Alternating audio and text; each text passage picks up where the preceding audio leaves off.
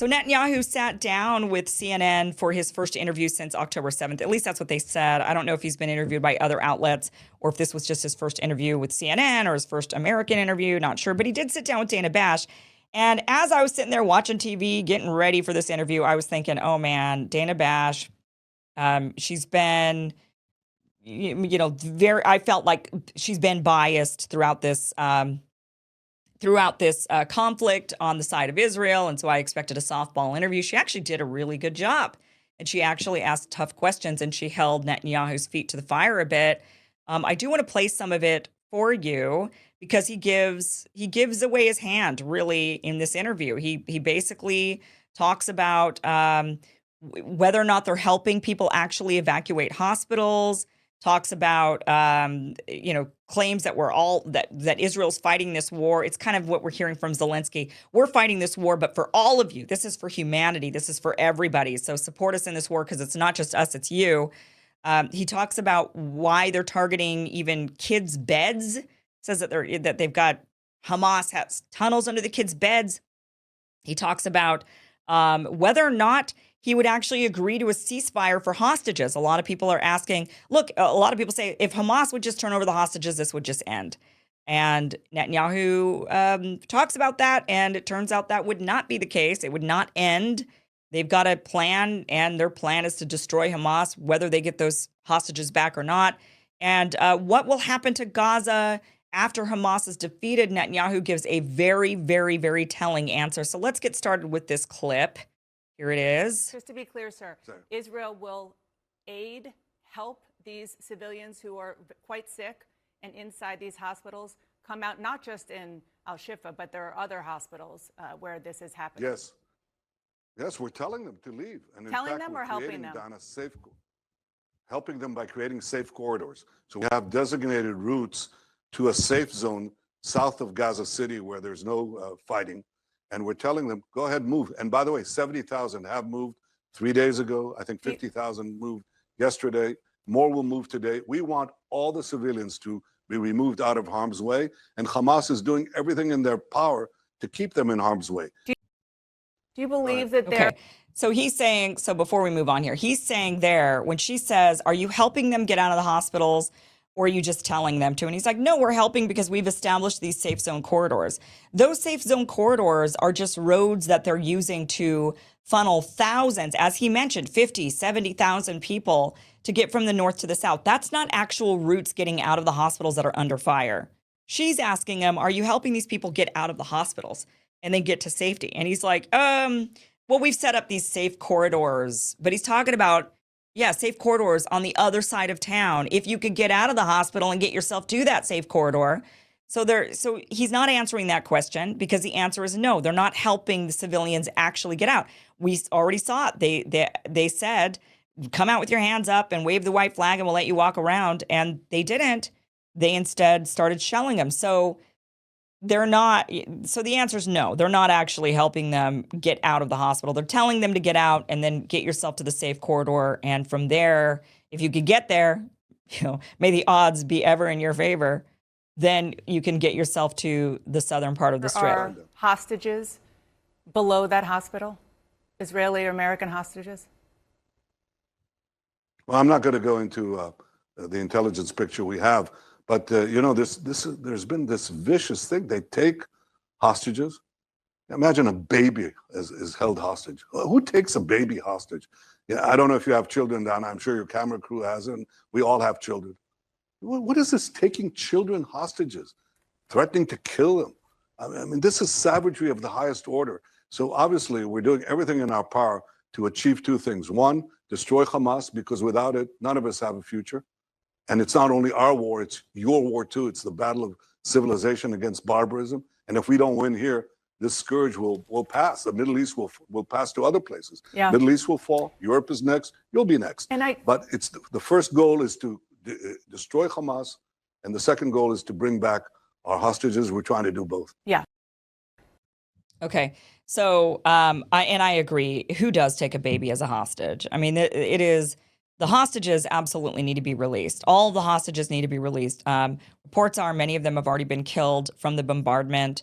but let the hostages go. The reason why Hamas doesn't want to let them go is because they're leverage at this point. They're using, now these would be human shields legitimately, right? You're using a hostage and you're saying, if you bomb us, you might be killing your own.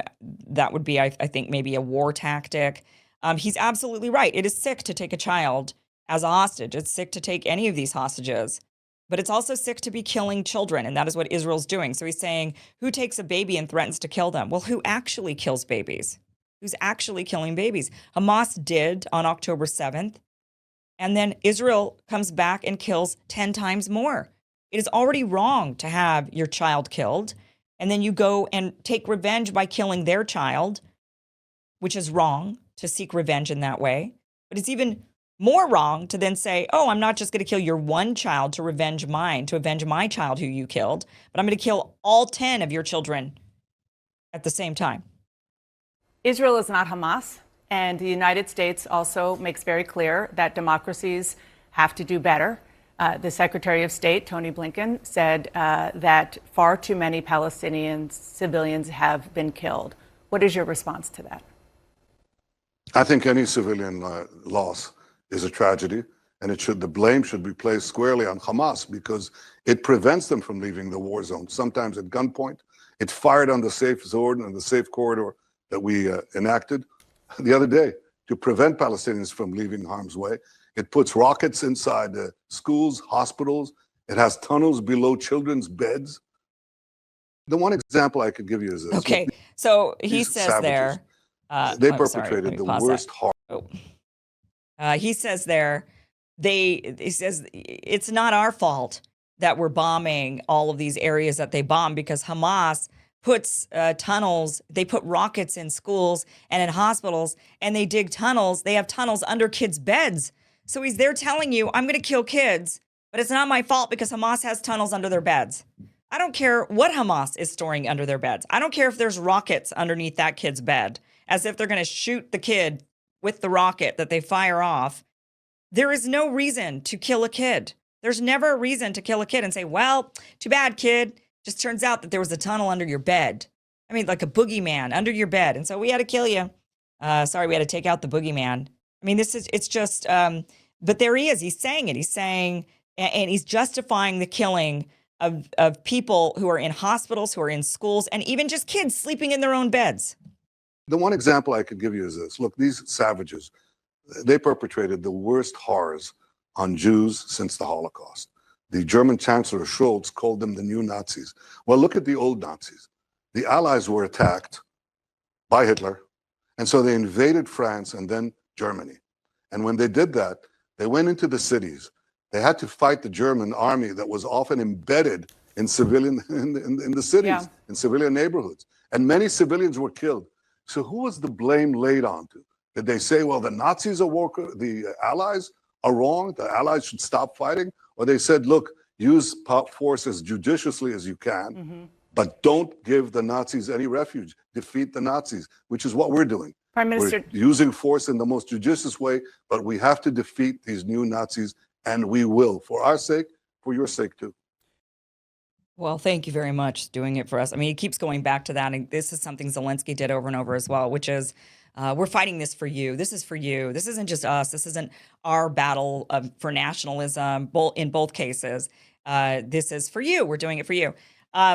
First of all, Hamas, to compare Hamas to the Nazi invasion, there's been this rhetoric of Hamas has committed the worst horrors against Jews since the Holocaust. The Holocaust was millions of people. Hamas on October 7th, it was an atrocious attack. It was terrible, and it never should have happened. But it was over 1,000 people, just over 1,000 people, 1,300 people, not millions of people. To then compare it to Nazi invasions, where the Nazis were a very powerful, sophisticated military, an innovative military, and they were able to go and invade countries and take over regions. Hamas does not have that capability whatsoever. Hamas is no real threat to take over Israel or anywhere else in the world. They just don't have the ability to do that. There's no ability for Hamas to commit a genocide, for example. You would need to have infrastructure. You'd have to have backing of other countries. You'd have to have sophisticated militaries, large militaries. That is something that Hamas does not have. These are fighters that are using hang gliders and Toyota pickups or whatever. I don't know if it was whatever brand of pickup. And they're using homemade weapons, homemade rockets, and recycled weapons from Soviet era. So they're not sophisticated. They don't have the ability to commit anything. What they did was as bad as they're ever going to get. And that was mainly because of a really piss poor response by the IDF. Had the IDF not been on the other side of the country, had the IDF been nearby, they would have never been able to get away with what they got away with and for how long they got away with it. That was largely a security failure of the IDF, an Israeli security failure. Hamas doesn't have the capability to do that much damage. And because they were left to do whatever they could do in 7 or 8 hours, and then there's a lot of questions on exactly how people died, just like Netanyahu sitting there saying, well, civilians get killed. And, we don't turn to the allies and say, well, you're at fault for killing these civilians. Same thing happened when the IDF finally did show up. We don't know how many casualties were from the crossfire or from Hamas just coming in and massacring people before the IDF ever got there. It's unclear. I would imagine, though, that there were deaths from both sides. I can't imagine that all of the deaths were very specifically from Hamas. Of course, nobody would have died had Hamas not gone out there and started the massacres on October 7th. That is not when this conflict started. It did not start October 7th. But on that day, it started with Hamas. And none of those people would be dead if Hamas didn't break out of Gaza and do what they did. Just like none of the Gazan people, none of these children, these thousands, these 11,000 people would be dead if Israel took different tactics rather than bombing and indiscriminately shelling and indiscriminately bombing full neighborhoods, flattening entire neighborhoods, saying that they're looking for Hamas. Those are also on Israel. They're not willing to say that. But look, after World War II, there were a round of Geneva Conventions. Article 4 of Geneva Conventions were put into place, and that was specifically to protect persons, civilians. It's the Geneva Convention relative to the protection of civilian persons in the time of war. This was adopted August 12th of 1949. This was right after World War II. Civilians in areas of armed conflict and occupied territories are protected by the 159 articles of the Fourth Geneva Convention. Such provisions include civilians are to be protected from murder, torture, or brutality, and from discrimination on the basis of race, nationality, religion, or political opinion. And what we're hearing is, well, they support Hamas, so it's okay to kill them. Well, no, not according to the Geneva Convention. You are protected even from even with your political opinion. You support Hamas, that doesn't mean you are Hamas. It doesn't mean you committed the atrocities. It doesn't mean you're a fighter, and that doesn't mean you should be killed. Also says civilian hospitals and their staff are to be protected. That is not what's happening. Also says in the Geneva Conventions, they are not to be subjected to collective punishment or deportation. We're seeing both of that.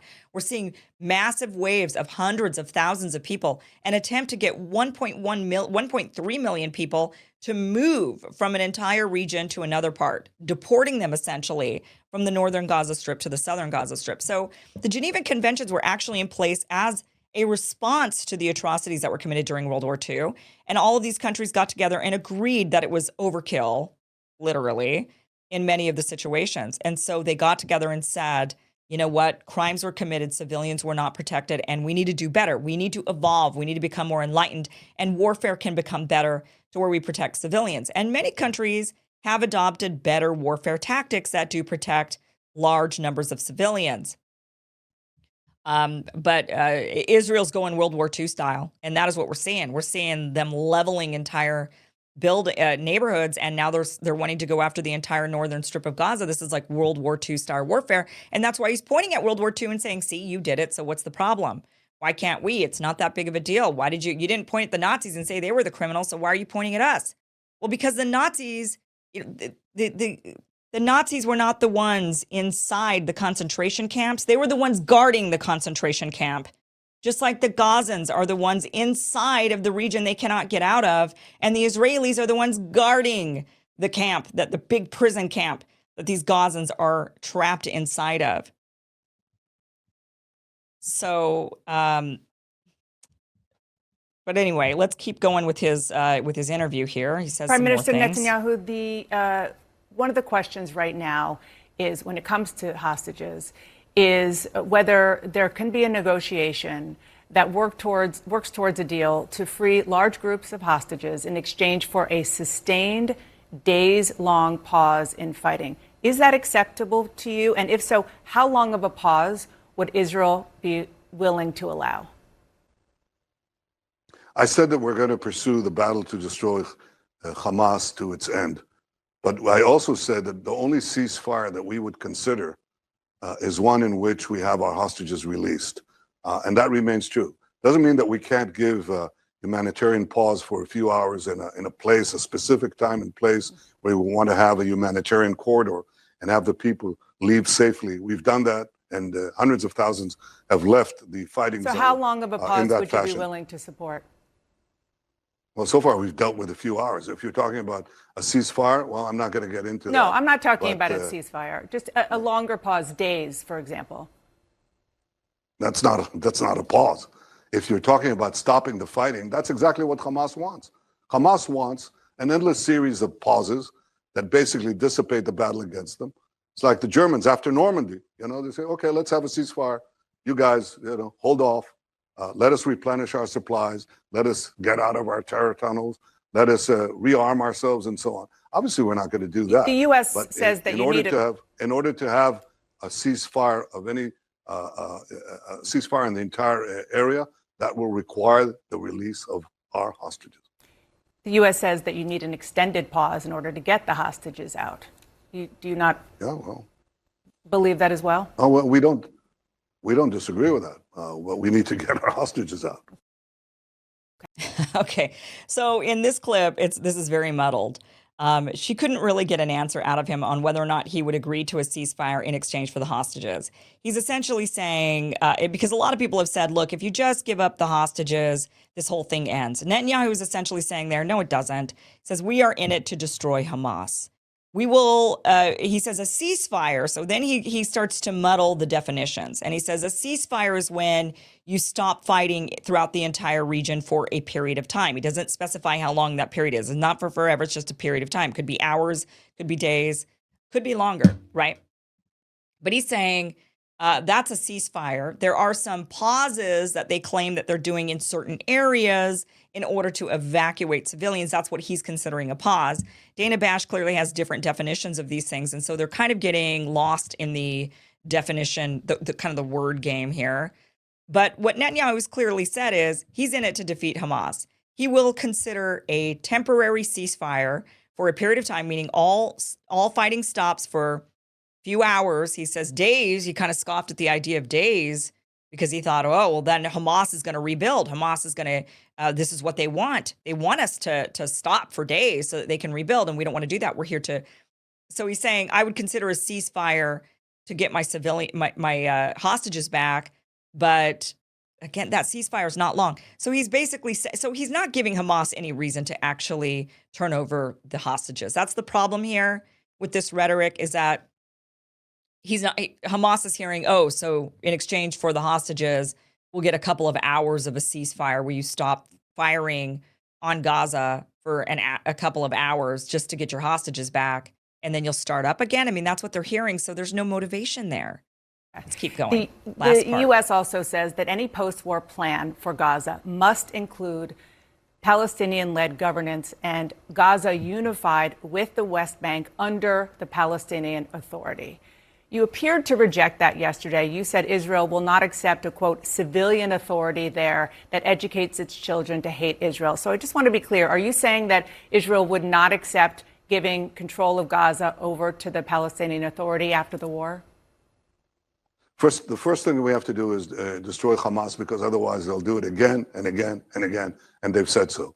So we'll destroy Hamas. The second thing we have to understand is that there has to be an overriding and overreaching Israeli military envelope, because we've seen any place that we leave, we just, exit, give it to some other force. Very soon terrorism resurges, so we've achieved nothing.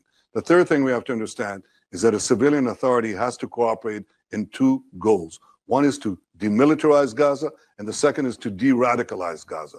And I have to say that the Palestinian Authority has unfortunately failed on both counts. They don't demilitarize the West Bank, Judea and Samaria. We have to do it.